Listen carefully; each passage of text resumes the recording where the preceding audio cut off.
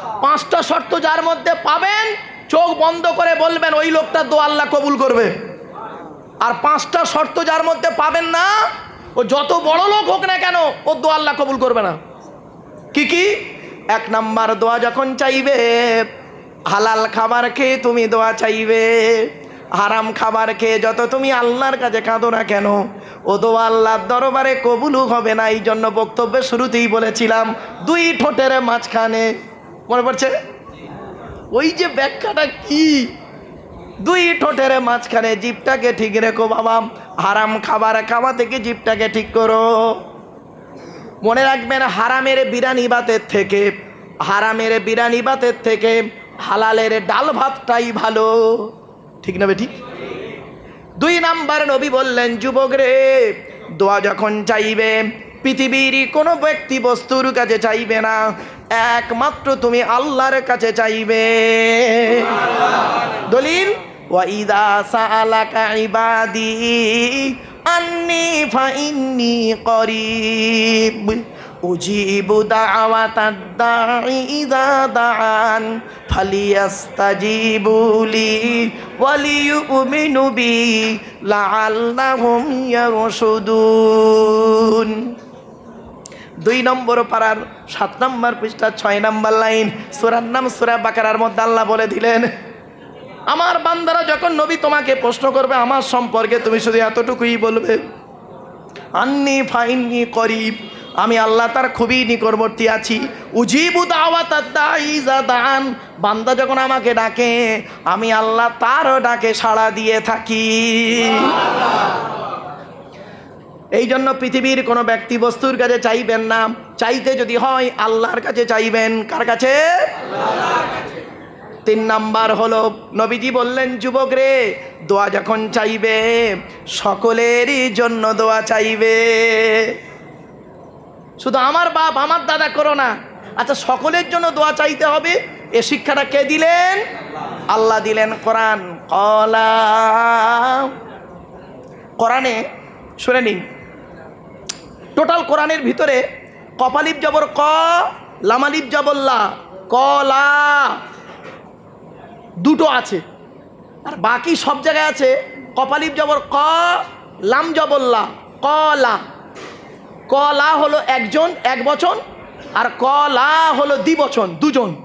তো আল্লাহ পাক বললেন, কলা রব্বানা যালামনা আনফুসানা ওয়া ইল্লাম তাগফির লানা ওয়া তারহামনা লানাকুনান্না মিনাল খাসিরিন। 8 নম্বর পারার 12 নম্বর পৃষ্ঠার 1 নম্বর লাইন, সূরার নাম সূরা আরাফের মধ্যে আল্লাহ বলে দিলেন, এখানে কলা দুজন ডাকলো। দুজন কে কে? আদম আর হাওয়া। তারা বললেন, রব্বানা যালামনা, ওগো আমাদের রব, আমরা জুলুম করেছি, ওয়া ইল্লাম তাগফির লানা, যদি আমাদেরকে তুমি ক্ষমা না করো তাহলে আমরা সবাই ক্ষতিগ্রস্ত হয়ে যাব। এজন্য বাবা, দোয়া যখন চাইবেন সকলের জন্য দোয়া চাইবেন।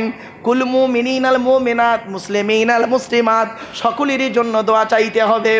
4 নাম্বার, নবীজি বললেন, যুবক রে, দোয়া যখন চাইবে নবীর উপরে দরুদ পাঠ করে দোয়া চাইবে। হাদিস, দলিল, হাদিস। আল্লাহ নবী বললেন, ইন্নাদ দুআ মাওকুফুম বাইনাস সামাই ওয়াল আরদি লা ইয়াসআদু মিনহু শাইউন হাত্তা তুসাল্লি আলা নবিকাম। আল্লাহ নবী বলেন, তোমরা যে দোয়াটা চাও ওই দোয়াটা আসমান আর জমিনের মধ্যবর্তী জায়গায় অবস্থান করে। ওই দোয়াটা উপরেও নিয়ে যেতে পারে না, নিচেও নামাতেও পারে না, যতক্ষণ পর্যন্ত তোমরা নবীর উপরে দরুদ পাঠ না করে দোয়া চাও। এই জন্যে বাবা, মোনাজাতের আগে আমরা নবীর উপরে দরুদ পাঠ করে দোয়া চাই। জোরে বলুন। কটা হলো? 4টে। এবার লাস্ট, এটাই শেষ। 5 নাম্বার হলো, নবীজি বললেন, দোয়া যখন চাইবে বিনয়ীর সঙ্গে দোয়াটা চাইবে। কি বললো? বিনয়ীর সঙ্গে দোয়াটা চাইবে।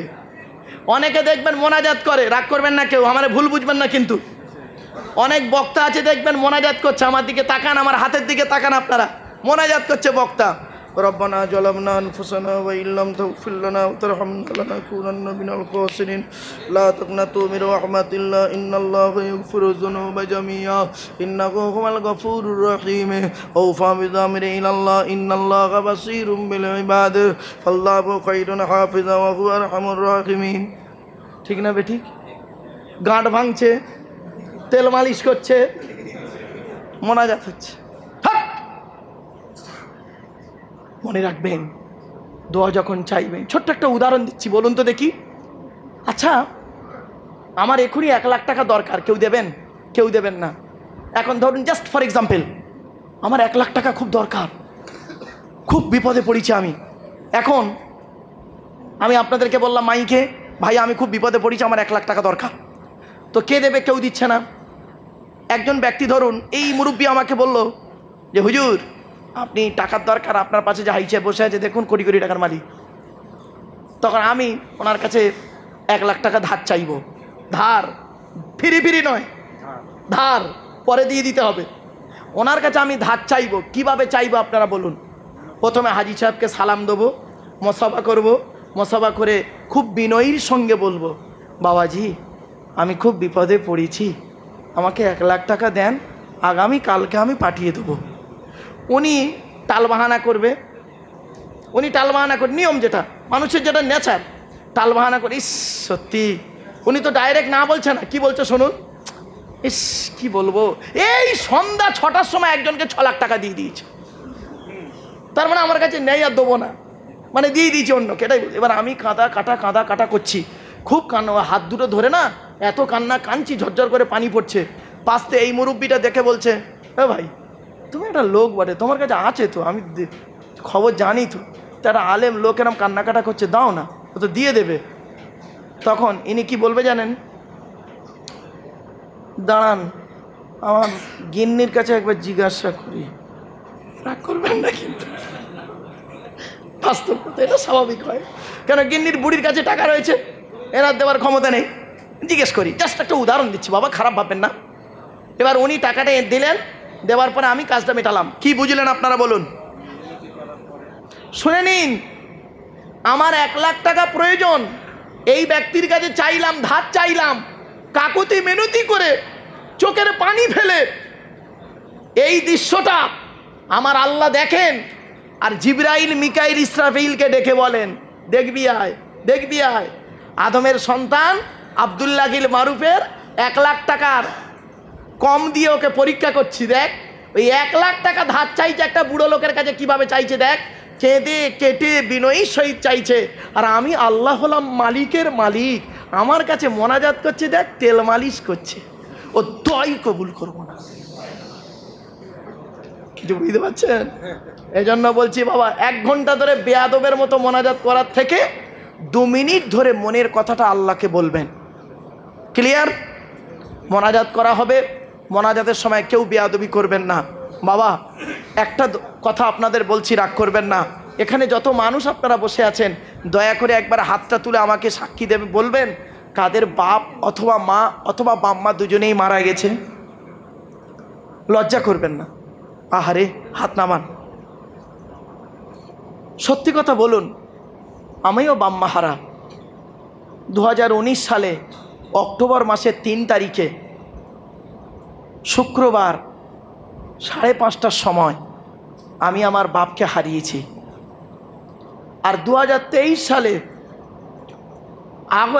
জুন মাসের 28 তারিখ বগরা ঈদের দিন বৃহস্পতিবার ছিল বেলা 11:30টার সময় আমি আমার মাকে হারিয়েছি বাপেরা টাকা পকেট ভর্তি ছিল বাপ মাকে বাঁচাতে পারিনি বাপের জানাজা নিজেই পড়েছে মায়ের জানাজা নিজেই পড়েছে বাপের কবরে নিজেই নেমেছিলাম মায়ের কবরে নিজেই নেমেছিলাম বাপের শেষবারে কাপড়টা খুলে মুখটা দেখেছিলাম কবরে দিয়ে মায়ের শেষবারে মুখটা দেখেছিলাম আজও সেই মুখটা চোখের সামনে ভাসে যেদিন বাম্মাকে মাটি দিয়ে চলে এসেছিলাম সেই দিন থেকে আজ পর্যন্ত কাউকে অন্তর থেকে আব্বা বা মা বলে ডাকতে পারিনি আপনারা কি পেরেছেন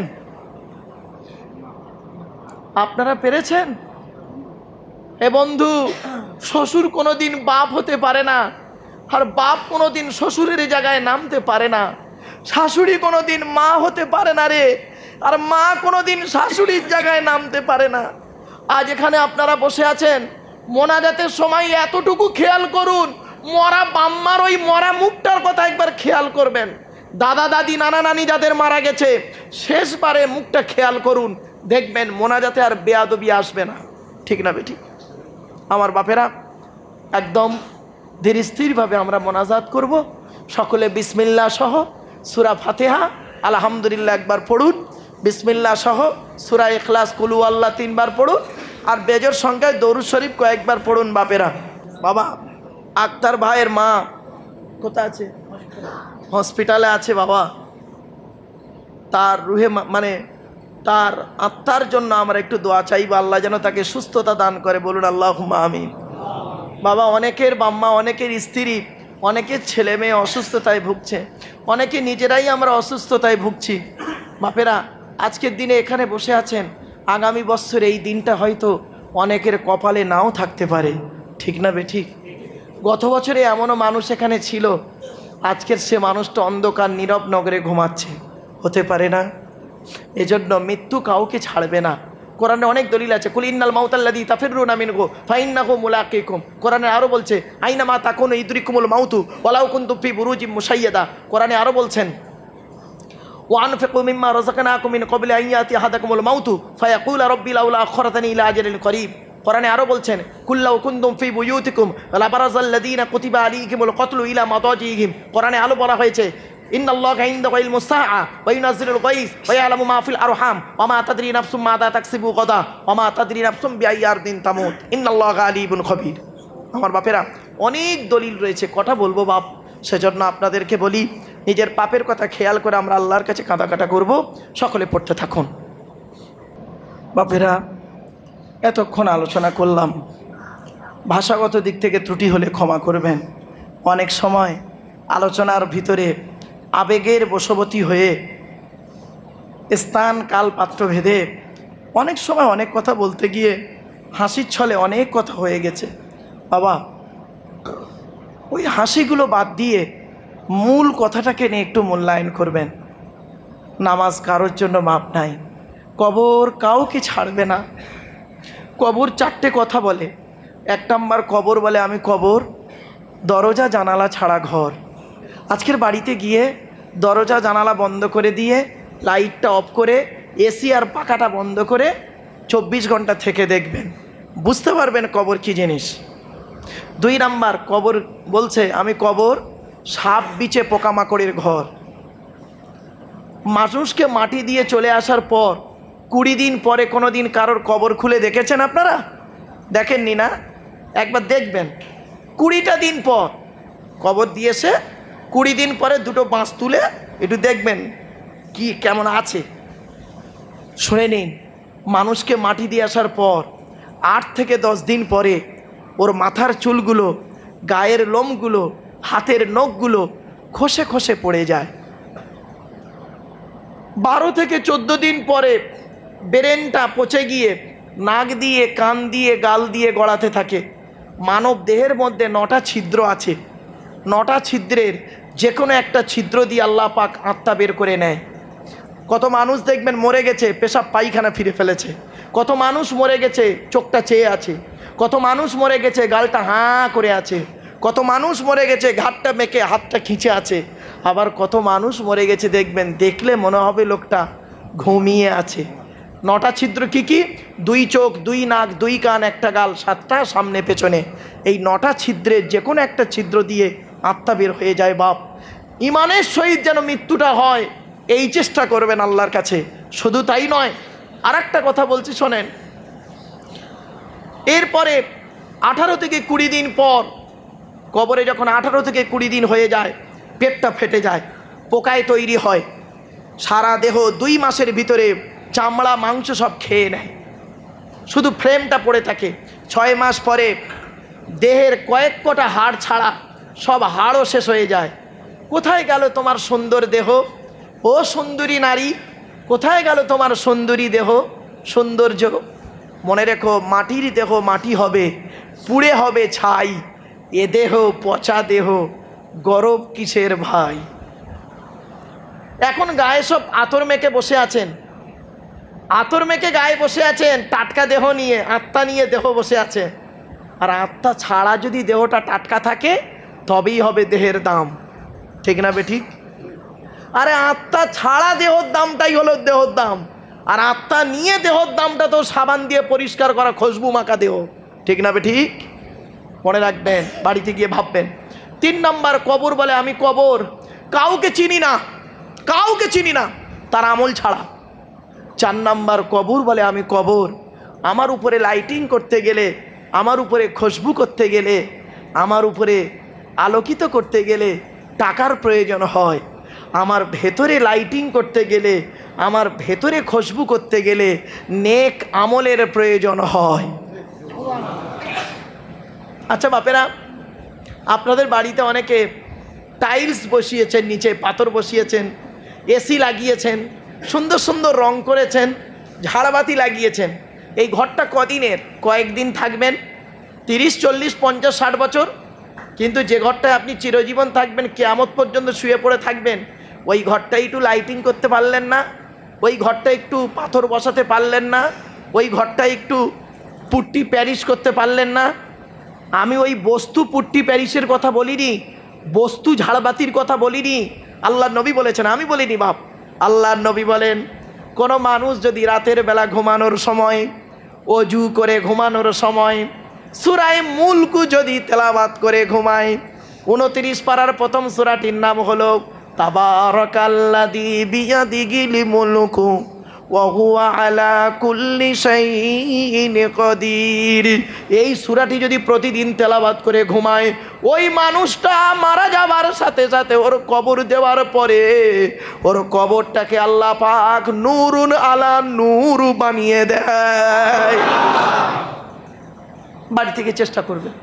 আমি এজন্যই আপনাদের বলেছিলাম কোরআন তেলাওয়াতের কথা বাপ, অন্য কোনো উদ্দেশ্য ছিল না। চলেন আমরা মোনাজাত করব, সকলে মোনাজাতে শামিল হবেন, সকলের বাম্মার জন্য দোয়া চাওয়া হবে। আল্লাহুম্মা আমিন। রব্বানা যালামনা আনফুসানা ওয়া ইল্লাম তাগফির লানা ওয়া তারহামনা লানাকুনান্না মিনাল খাসিরিন। রব্বি জিদনি ইলমা রব্বিরহামহুমা কামা রব্বায়ানি সগীরা। রব্বুল আলামিন, সন্ধ্যা থেকে নিয়ে এখন পর্যন্ত যা কিছু আলোচনা হয়েছে মাবুদ, পড়ার মধ্যে, শোনার মধ্যে, বলার মধ্যে যদি কোনো রকমের ত্রুটি হয়ে যায়, গফফার নামের ওসিলা করে মাফ করে দিন।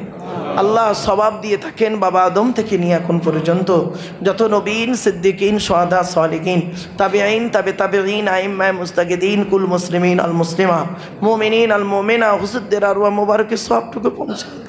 तमाम अम्बिया इकराम, औलिया इकराम, उलमा इकराम, मुहद्दिसीन, मुफस्सिरीन, मुहक्किकीन, उसूलीन, फ़क़ीहीन, मुअद्दिबीन, मुअर्रिखीन সকলের আরো মুবারকের সওয়াবটুকু পৌঁছায় দিন রব্বুল আলামিন। আল্লাহ, আমরা যারা হাত তুলেছি, আমাদের বাপ মা, ভাই বোন, দাদা দাদি, নানা নানি, খালা খালু, ফুপা ফুপু, শ্বশুর শাশুড়ি, ছেলে মেয়ে, স্বামী স্ত্রী যারা কবরস্থ হয়ে আছে, তাদের জিন্দেগির গোরাজাবকে মাফ করে দিন। ধুলা মাখা, মাটি মাখা ছেলেকে কোলে তুলে নিয়ে আদরের চুমা দিয়েছিল যে বাপ, আল্লাহ নিজের মুখের আহার কেটে খাইয়ে মানুষ করেছিল যে বাপ, সেই বাপ আজ অন্ধকার নীরব নগরে ঘুমাচ্ছে। আল্লাহ, তাদের জিন্দেগির গোরাজাবকে মাফ করে দিন আল্লাহ। আল্লাহ, বাপের মরা মুখটা শেষবারে যে ওই দেখলাম, সেই যে আব্বা বলে একবার ডেকেছিলাম, আর ডাকতে পারিনি মাবুদ। যতদিন বাপ বেঁচে ছিল,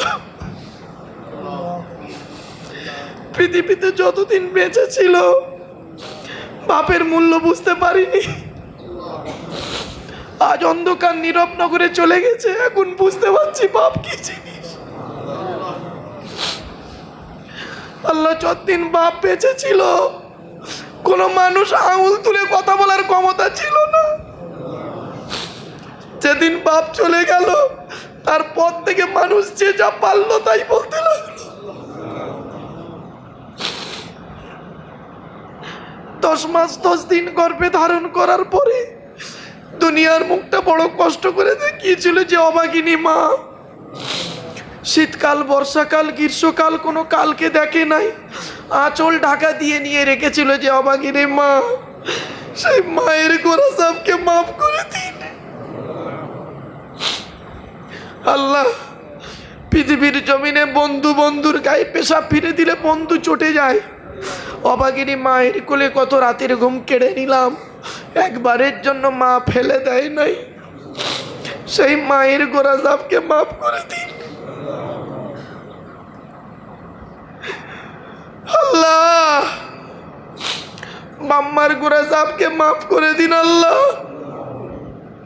এখানে কত মানুষ আমার মতো মাম্মা হারা বসে আছে, কেউ বাপ হারিয়েছে, কেউ মা হারিয়েছে, কেউ মাম্মা দুজনকেই হারিয়েছে, কেউ স্ত্রীকে হারিয়েছে, কেউ ছেলেকে হারিয়েছে, কেউ মেয়েকে হারিয়েছে, কেউ স্বামীকে হারিয়েছে, কেউ দাদা দাদি, নানা নানি, খালা খালু, ফুফা ফুফু, মামা মামি, শ্বশুর শাশুড়ি হারিয়েছে আল্লাহ।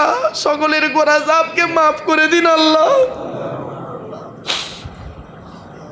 আল্লাহ, যে সমস্ত পিতামাতা হায়াতে আছে তাদের খেদমত করার তৌফিক দান করুন আল্লাহ। আল্লাহ, আমাদের সকলের ঋণ থেকে মুক্তি করে দিন, কন্যাদায়কে দূর করে দিন, সুপাত্র মিলায় দিন, চাষাবাদ, রুজি রোজগার, ব্যবসা বাণিজ্যে, কাজ কারবাজে বরকত দান করুন আল্লাহ। আল্লাহ, যে যে পেশায় নিয়োজিত আছে প্রত্যেকের হালাল পেশাতে বরকত দান করুন আল্লাহ। রব্বুল আলামিন কারিগর ওস্তাগারের মধ্যে সুসম্পর্ক বজায় রাখার তৌফিক দান করুন আল্লাহ। প্রত্যেকের ব্যবসা বাণিজ্যে বরকত দান করুন আল্লাহ। আমাদের ঋণ মুক্ত, সুদ মুক্ত, জেনা মুক্ত, শিরক মুক্ত, পাপ মুক্ত জীবন যাপন করার তৌফিক দান করুন রব্বুল আলামিন। আল্লাহ, দয়া করে মেহেরবানি করে আল্লাহ, যারা অসুস্থতায় ভুগছে, হসপিটালে যারা ভুগছে অসুস্থতায়, সুস্থতা দান করুন আল্লাহ। আমাদের মধ্যে অনেকে রোগগ্রস্ত হয়ে আছে আল্লাহ, আমাদের বিমারকে শেফাই করলে এনায়েত করুন আল্লাহ।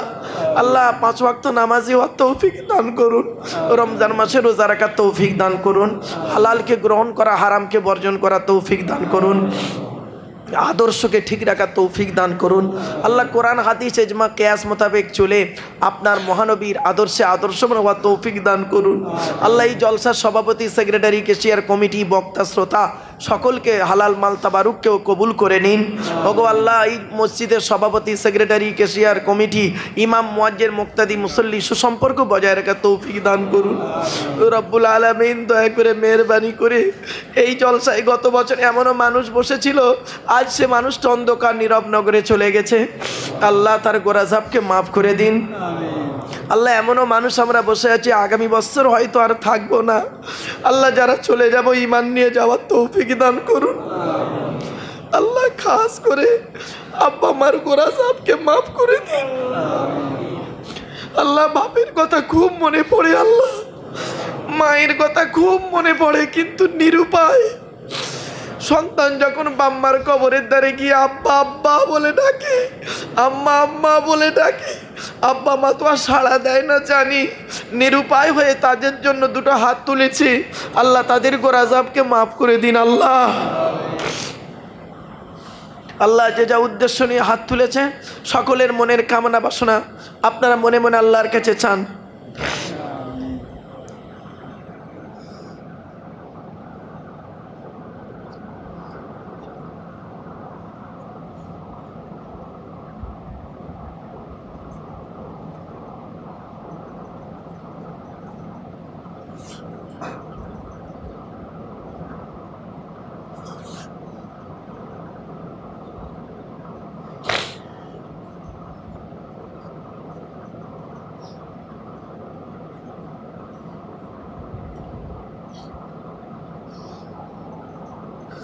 আল্লাহ, ঋণ মুক্ত, সুদ মুক্ত, জেনা মুক্ত, শিরিক মুক্ত, পাপ মুক্ত জীবনযাপন করার তৌফিক দান করুন আল্লাহ। اللهم إني أعوذ بك من الهم والحزن وأعوذ بك من العجز والكسل وأعوذ بك من الجبن والبخل وأعوذ بك من غلبة الدين وقهر الرجال। আল্লাহ, দয়া করে মেহেরবানি করে যে কদিন বাঁচিয়ে রাখবেন ঈমান নিয়ে থাকার, ঈমান নিয়ে যাওয়ার তৌফিক দান করুন আল্লাহ। জান, মাল, ঈমান, ইজ্জত আল্লাহ আপনার দরবারে তুলে দিলাম আল্লাহ। আল্লাহ, আপনার ঘরে বসে দুটো হাত তুলেছি। আমি অধম গুনাহগার, আমার সঙ্গে কত আলেম হাফেজ হাজি গাজী জ্ঞানী গুণী বুদ্ধিজীবী মানুষেরা, বাবাজিরা, যুবক ভাইরা, স্নেহের কচি কচি বাচ্চারা, মা বোনেরা হাত তুলেছে। আল্লাহ যার হাতকে ভালোবাসেন তার হাতের ওসিলা করে আমাদের দোয়াকে কবুল করে নিন। আল্লাহ রব্বুল আলামিন দয়া করে মেহেরবানি করে আল্লাহ এই জলসা মাহফিলকে কবুল করে নিন। আল্লাহ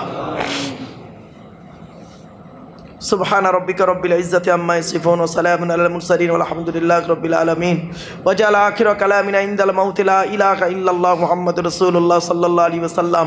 সুবহানাল্লাহি ওয়া বিহামদিহি সুবহানাকাল্লাহুম্মা ওয়া বিহামদিকা ওয়া নাস্তাগফিরুকা ওয়া নাতুবু ইলাইহি। اللهم صل على محمد وعلى ال محمد كما صليت على ابراهيم وعلى ال ابراهيم انك حميد مجيد.